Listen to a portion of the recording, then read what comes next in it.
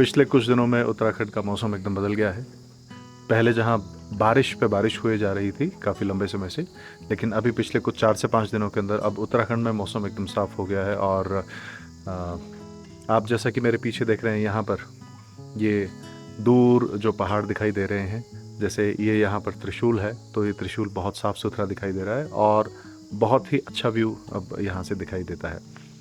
तो चलिए बात करते हैं योग की। तो महर्षि पतंजलि ने योग को चित्त की वृत्तियों के निरोध को योग कहा है। चित्त की वृत्तियों के निरोध का मतलब ये हो गया कि हमारी स्थिति वो हो जहाँ पर कि चित्त की जो वृत्तियाँ हैं, मन में जो वृत्तियाँ हैं, वो सब समाप्त हो जाएं या हम उनसे परे हो जाएं।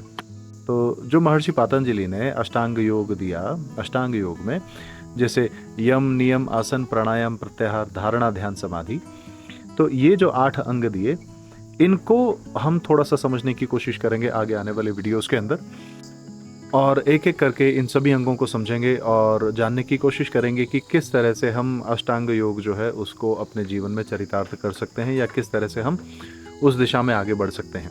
तो महर्षि पतंजलि ने इसे अष्टांग क्यों कहा, तो उसको भी अगर हम समझें तो these are not the steps actually, कि ये एक सीढ़ी के बाद में दूसरी सीढ़ी, फिर तीसरी सीढ़ी, फिर चौथी सीढ़ी, तो ये उस तरह से चीज़ें नहीं हैं। अष्टांग जो है, ये अष्टांग कहा है, इसका मतलब ये है कि ये 8 अंग हैं।